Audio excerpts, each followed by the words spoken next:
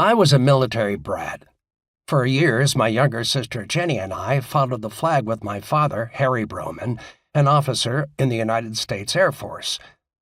I was born in Louisville, Kentucky in 1943 when Pappy, as my father liked me to call him, was assigned to Bowman Field nearby.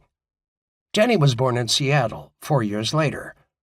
We lived in 6 states and 2 foreign countries while Pappy served as a civil engineer. An architect by training at the University of Washington, Pappy was short but athletic. His Swedish father, Frank, a custom tailor, taught Pappy to shoot and fly fish. As a freshman, Pappy was the coxswain of the Washington crew. He was also head of the Washington rifle team, which won the Pac-8 trophy while he was captain. In 1935, Pappy was commissioned a second lieutenant in the United States Army. He went on active duty in 1941 and served as a glider pilot in World War II. My mother, Hilda Foley Broman, was a Canadian farm girl from British Columbia who emigrated to the United States on her 18th birthday.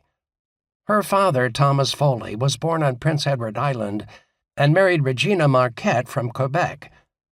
The lure of gold brought Thomas to the Yukon around the turn of the century, and he eventually settled on a farm in Dudney, not far from Vancouver, where my mother was born.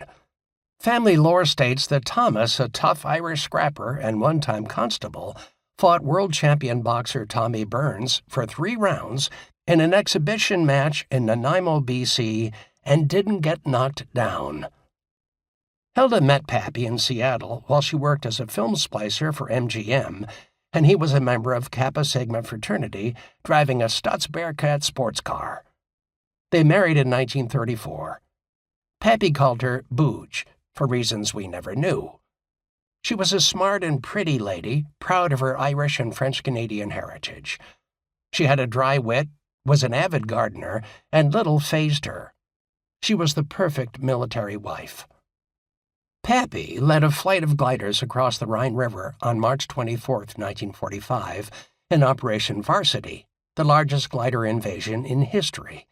After the war, he returned to architecture as a partner at Edwin J. Ivey and stayed in the reserves.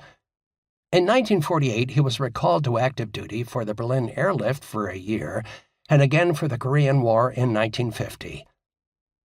Life for Jenny and me changed in 1954 when the Air Force, in an effort to retain him in the service, offered Pappy his choice of any assignment. An Anglophile since 1944, when he served in England prior to moving on to France and Germany, Pappy chose the job of base engineer at Royal Air Force, RAF, Manston in East Kent on the English Channel.